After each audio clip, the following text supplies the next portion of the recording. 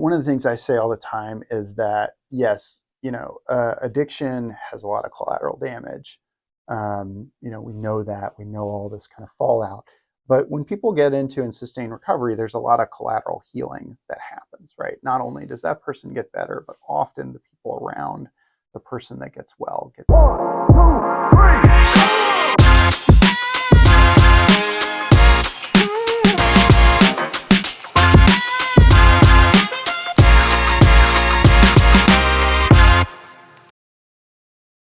You're listening to America's Healthiest City on Mike King Biz Radio Network on ESPN Richmond 106.1 and Choice 105.3. Welcome to America's Healthiest City. I'm your host, Will Melton, and today we have Tom Bannard, the director of the Rams in Recovery program at VCU. We're going to talk about that here in a minute, but if you are new to the program, please check out americashealthiestcity.com to see our ideas board, to learn how we're trying to make Richmond, the entire region, the healthiest in America by 2033. It is a community partnership. We are inviting ambassadors from the nonprofit space, the for-profit space, government sector, and academic sector to work together to make this happen. We do all have to work together. And so it's a space for people to share ideas, comment on ideas, and just see how you can get involved. So I welcome you to check out the website. And Tom, I welcome you to the program. I hope I got your name right. Is it Bannard? Bannard. Bannard. Okay. Yeah. Thank you. Nice. So welcome. Yeah. Thanks for having me. Yeah. Well, I'm excited to talk about your program. You and I met through Jill Chikowitz, and or Sikowitz, I think is probably the right way to say her name. I'm gonna screw everything up today, but she's not gonna listen to this.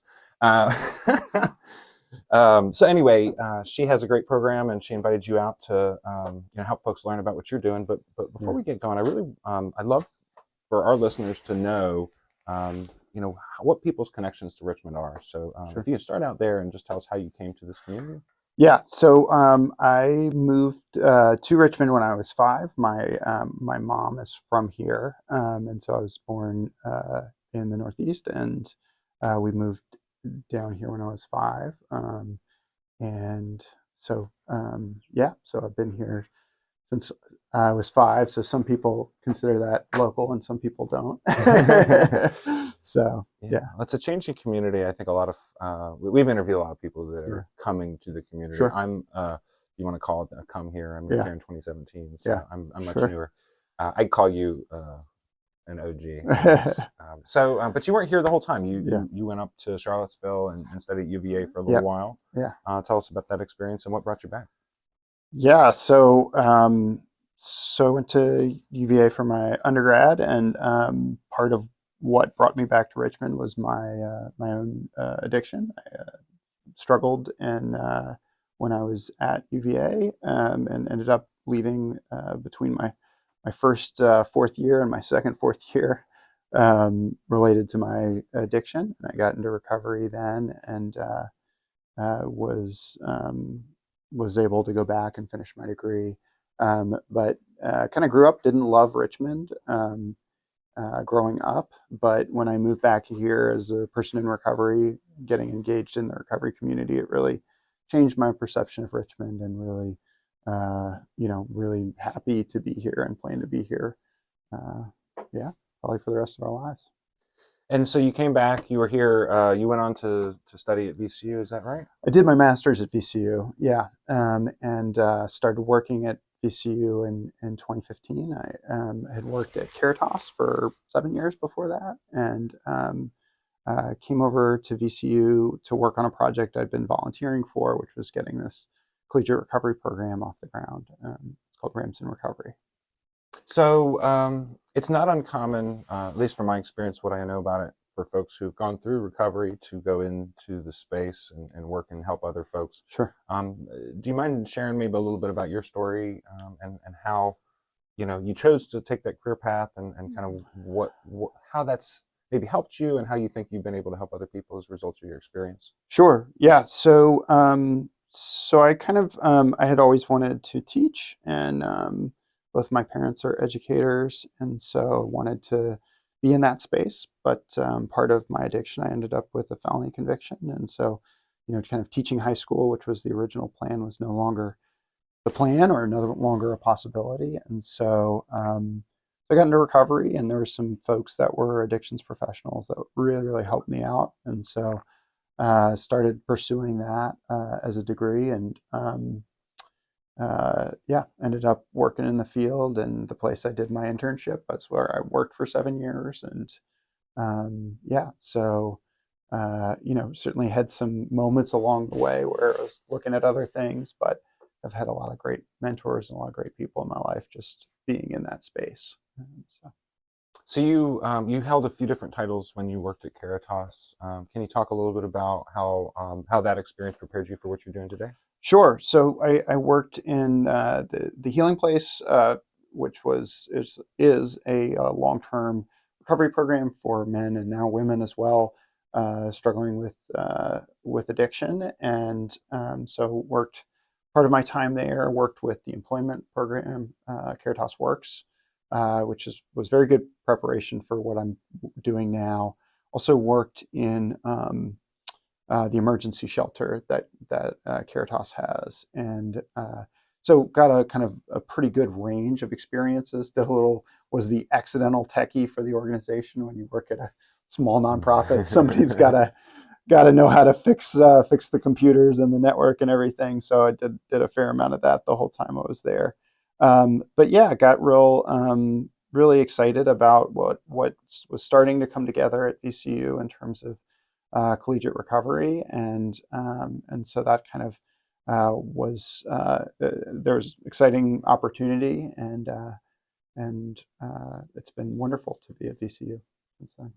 So this is excuse my ignorance, but did Ramsden Recovery exist before you came into the school? So I was actually on a volunteer team. So there's a handful of folks: Linda Hancock, a local addictions professional, Barbara Burke, and a woman named Roz Watkins, who had lost her son, stepson, to an overdose, and they were kind of all had heard about collegiate recovery through different means, and kind of all of us, and I had been involved in collegiate recovery program at UVA, and so it just kind of all came together that we had started working on it in 2013, and I was hired at VCU in 2015.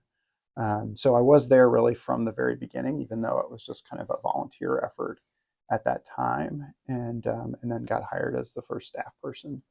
And basically once we had staff, and once VCU gave us space to have recovery meetings, to have drop-in space for students, the program started growing really quickly. So it went from a handful of students to kind of more than 60 students within a couple of years, and since then just kind of steadily growing and really working on growing the kind of depth of services. So now we offer recovery coaching, we offer recovery housing, we have our recovery scholars program. So as a program, students that are in recovery get a small scholarship and get connected to a ongoing group that they participate in, and they can participate throughout their time at VCU. And so what we find is our students in recovery are extremely successful academically. They graduate at higher rates than average students. They are kind of more engaged and get better grades than their peers. And I really think that our students that have the combination of their education and then their lived experience with addiction are going to be the folks that lead us out of this current addiction crisis that we have. We're losing, more people to overdoses than any country in human history by a lot, and it's not close. And so we've got a whole lot of work to do, both in terms of just keeping people alive, but also in helping them get well and thrive once they're physically doing well. Well, yeah, I mean it's definitely a heavy subject, and I wanted to point out that it's literally life or death. Yeah. It has been, but today more so than ever. Yeah. Um, what would you say? And obviously we've seen the court cases and the windfall settlements and all of that. We can pause it well out into the future, but Sure. thinking about our community, thinking about Richmond, are we an outlier? Are we struggling at a greater degree than other places? Or are we kind of tracking with the national average? What do we Yeah. see here? So Richmond has some of the highest overdose rates in the state, and are on the higher end in the country. So we're not, we're a little higher than a lot of places. And, though obviously the crisis is everywhere. I think that's a complicated thing to pick apart a little bit in Richmond. And uh, there's there is clearly, a significant presence of folks that have substance use disorder, specifically opiate use disorder in Richmond, and and we're certainly losing a lot of people. At the same time, Richmond has a very high density of recovery support, and some really high quality providers in our community, and so and that's not true of everywhere. And so I do think there's some folks that come to Richmond to get treatment, and so that's a really positive thing, because it's something that we are pretty good at in terms of treatment and recovery support. But it also means that some of those folks don't do as well.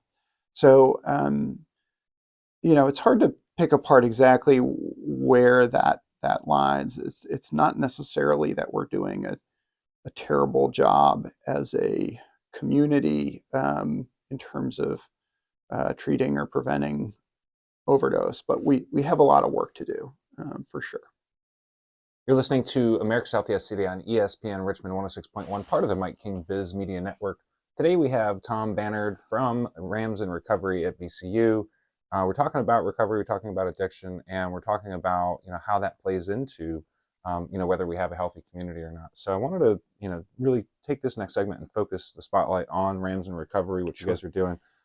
Let's go back to how you and I met. It was a golf tournament. Yeah. And you're there with a bicycle with a giant box on it, and you're, I have a video of Nutsy, hand grinding, coffee. So talk a little bit about the process, about your outreach efforts through that first and foremost, if you would. Yeah. So we have a wonderful professor at VCU, John Fryer, who is a person in long-term recovery, and he does all of these different art projects that are very experiential. They're about how people engage with them. And one of the things he created early on for us is the free hot coffee bike. And the free hot coffee bike is that we give out free coffee, but the catch is that we do everything slowly. So we do pour over coffee, we do hand ground beans. And so we have a chance to sit and talk to folks, or really stand and talk to folks, hand somebody the grinder and say, will you grind some beans for the next person? And so that gives us a window of kind of 5 minutes per person where we can talk about some things that we have a hard time talking about, addiction or recovery. And so it's kind of a really nice way. We use it a lot on campus, and we take it out and kind of engage with students, and students, like both having a free cup of coffee, but it's also a space that they're willing to engage. They share things about what's going on with them, what's going on with their family. So it's a really cool thing. And since then, John has created other bikes. So he created a bike that we do a lot of naloxone. Naloxone is a drug that reverses opioid overdoses. So we have a naloxone training bike that we take out on campus. We use those two together. He also just created a bike that's it's a kind of a free library project, and so people bring books that represent kind of important turning points or learning experiences to them, and they exchange. So you take something else that's been really meaningful, that's a text that's been really meaningful to somebody else, and you leave something that's been meaningful to you. So he has all these fun projects that we'd love to engage with, but the free hot coffee bike is one of them. Yeah, what is it about a bike with a box on it that draws people in? It's just like a big billboard, right? Absolutely. Like, what are those people doing over there? Yeah. People are very curious about, because most people are set up with a table or whatever else. We try to stand out in the crowd, for sure. So let's talk a little bit about your direct support services. So you guys offer 24-hour a day, 7-day a week service. Talk a little bit about that, and talk about what takes place there. Sure, absolutely. So our clubhouse is open to students 24/7. We're staffed, about 12 hours a day. So folks can actually engage with someone, but our students in our program have access to their space 24 hours a day. And so our space is home to open recovery meetings AA meetings, NA meetings, smart recovery meetings, all sorts of different pathways to recovery, and those are open to the public. And we also we dispense naloxone, so people can come pick up naloxone if they need that for a friend or family member. We do a lot of recovery ally training, so kind of helping people engage with folks, whether they're students, whether they're family members, just trying to help people be more effective in their interactions with folks that are struggling with substances. So we do that. We have our scholarship program, so that's 10 different kind of groups per week in that, and then a lot of students kind of just hanging out. It's a supportive place for folks to be. One of the things that people don't always quite connect with until they hear it with folks in recovery is that, me as a person in recovery, that's a hidden identity. If I don't tell you that you're in recovery, that I'm in recovery, you don't know that. Mm-hmm. Maybe when I was struggling with substance use, you knew that I struggled with substance use, but you don't know that I'm in recovery unless I tell you, right? And so what we find is on college campuses and in most workplaces, people kind of are silent about their recovery because it's not a supportive space. They, think they're the only person in recovery, and nobody disproves that. So by having a physical space on campus, people come into the space that now they start to see, oh, I'm not the only person on this campus that's having this experience. Mm-hmm. And so they have that solidarity, they have that community. And I'd love to see, more workplaces, right, that are find ways to embrace folks in recovery and recognize that. And especially with some of the larger employers, like statistically, there's a bunch of folks in recovery in our larger employers. So what does it look like to have some more formal support networks and that sort of thing? Because the value of that is not just for those employees, it's actually organization wide. And I say that because the person that introduced me to recovery was somebody that worked for my mom. And he was, and in many ways, the only reason that I'm alive today was that is that, somebody that worked for my mom was open about his recovery with my mom and said, this is part of my experience. And so then when my life imploded, my mom had somebody to go to say, hey, what do I do? And he came over and got me connected to services and got me connected to other folks in recovery and really saved my life. So yeah, I imagine that just the general culture of college life is there's always a party on the weekends, and it's kind of a relief thing to go and have fun. Yeah. Same thing happens in social settings in workplaces. It's like most people you think Yeah. are going to go have a drink at happy hour, Yeah. but more and more mocktail bars in Richmond. Yeah. So that's I like that thought. I want to come back to it. Yeah. But I want to talk a little bit about something you said earlier. I find it really interesting in that your students, or students that are in the program, are highly successful and even more successful than the average student population. Yeah. It strikes me that there's obviously a couple of factors at play here. Maybe resilience is a factor. Mm-hmm. Certainly the community that's built is a factor. Yeah. Why is it that through this program, the community that's built, the resilience that's built is so much greater? And how would you say we could build those same kind of support systems in the general student population, or Yeah, just the general yeah, population? it's a great question. I think that one of the things that our students do really well that sets them up for success is that their care for their personal wellness and well-being is not a secondary thing. It's a requirement, that me as a person in recovery, there's certain things that I know I need to do to stay alive, right? And it also turns out that those things that I do to stay alive, to survive my addiction, are actually really good for me mental health wise. Like whether that's meditation, whether that's getting enough sleep, whether that's, you know, um, you know, uh, sustaining relationships with other human beings, you know, having, yeah, having really strong community and relationships and engaging with people emotionally. Folks that sit in recovery meetings tend to have a little bit more emotional kind of competency over time. They can name their feelings, they can communicate about them. And so for our students, those are not like, oh, that's nice to do that.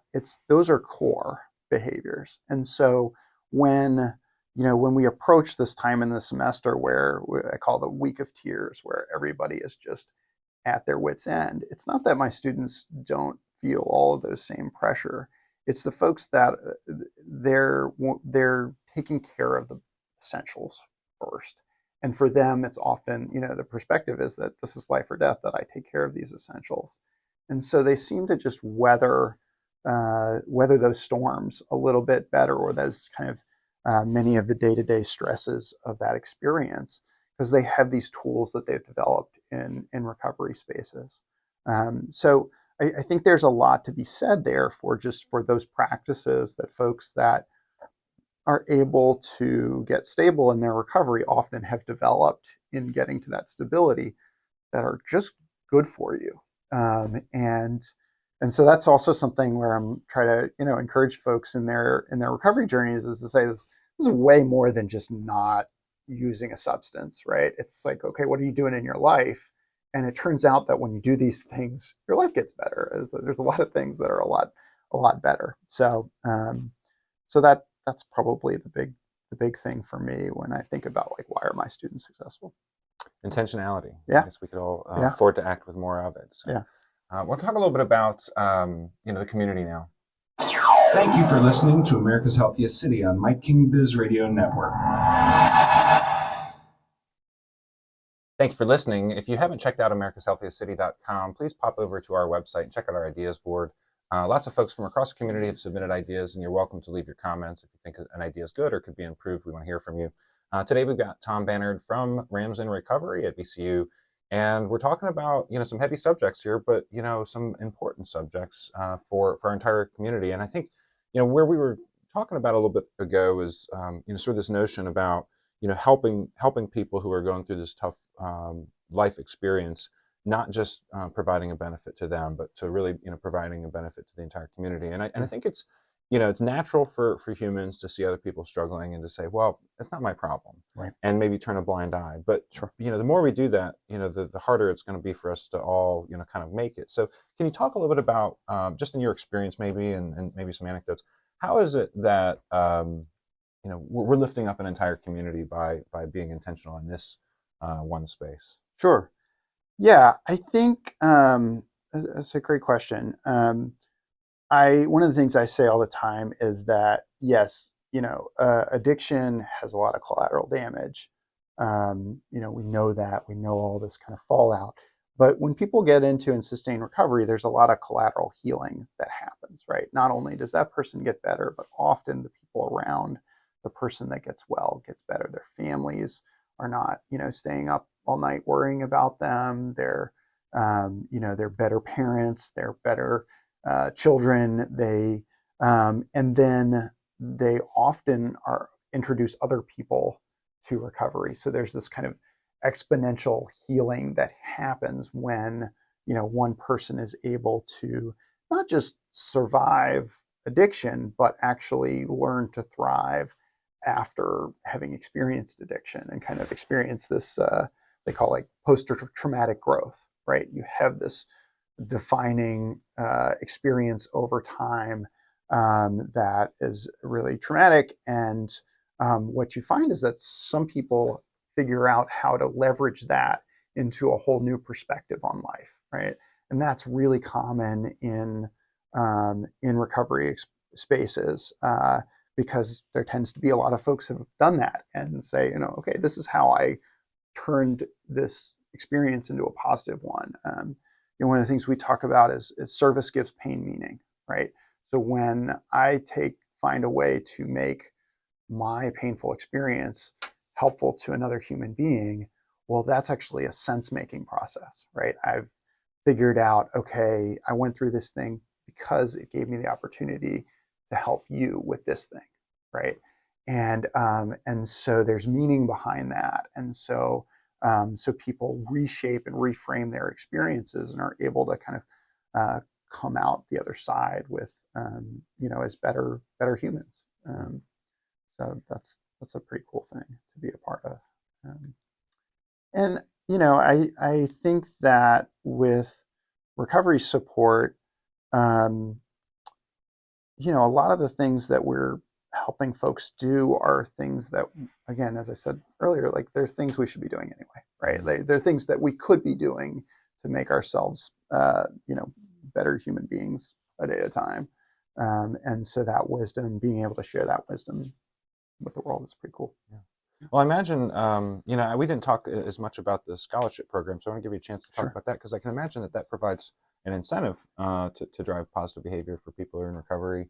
Sure. Maybe there's some lessons there, and allowing us to incentivize ourselves to make those good decisions that are just healthy for us. Yeah. So yeah, students get a small scholarship at the end of each semester that they participate, and so I think that does a couple of things. I mean, one, it does just give you a reward, like gives you, okay, I need to do these things to get this experience, but it also says we value you, right? Like we value you as a human being, and we value your presence on our campus. This is not for other people. This is for folks that have this experience, because this experience makes us richer as a community. This is not something to be ashamed of. This is something that makes us a stronger, richer community, and we want your wisdom on our campus. And so that's, to me, what we're doing with the scholarship program is kind of valuing people, and then creating this space where they can connect, where they can support each other, where they know, hey, I'm not the only person with this experience, where they can mentor other people. And so this kind of multi-generational thing going on, both in terms of where people are in their school journey, but also we have a lot of older students. We have students coming back to school, and they're like, oh, I'm going to be the only 40-year-old here. And then they walk into the room, and there's not just other 40-year-olds, but there's other 40-year-olds who are also in recovery, right, that have similar lived experience. And that really kind of can shift the dynamic. So. Well, I've really enjoyed learning about your program. Yeah. A couple things that we ask our guests when they come on is, if you could share an idea for our ideas board. We want to Sure. continue that legacy, and if there's somebody in the community that is making a significant impact that we ought to bring onto the show, I want to see if you can't make a suggestion. Sure. So, in terms of big ideas, the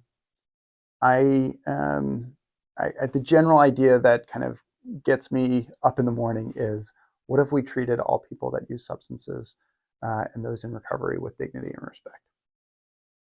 What would our world look like in which we did that, right? And so the underlying belief about that is that that's not what we do, and that plays out in our laws, in our systems of care, in our day-to-day lives with our family members, and so that's the challenge, which is, I think, a pretty simple, but also a pretty hard space to get to. And then my suggestion, somebody I used to work with at VCU who's now over at Virginia Union, Fatima M. Smith, is a brilliant young professional that's doing some cool stuff over at Virginia Union, and really training the next generation of social workers, and really doing some good work over there, and does other work in the community as well, and has a long history of doing that, working in the domestic violence space, and so she would be a great person to have on. Well, thank you for that. I will certainly reach out, and I think there's a lot of folks who are struggling in the world that could deserve our dignity and respect, Yeah. and I like that recommendation. I think I can carry that forward. Where can people find you out there if they want to support the program, or if they want to find you? Yeah, so recovery.vcu.edu is the easiest way, or recovery@vcu.edu is my email, and so those are the easiest ways. Or if you just Google search for Rams in Recovery, we'd love to connect. And if we're not the right resource for you, we can try to find you a resource that works for you.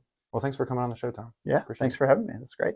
This was America's Healthiest City on ESPN Richmond 106.1, part of the Mike King Biz Media Network. Please join me every week at 6 a.m. on Thursdays, right here on ESPN to catch more. Thanks.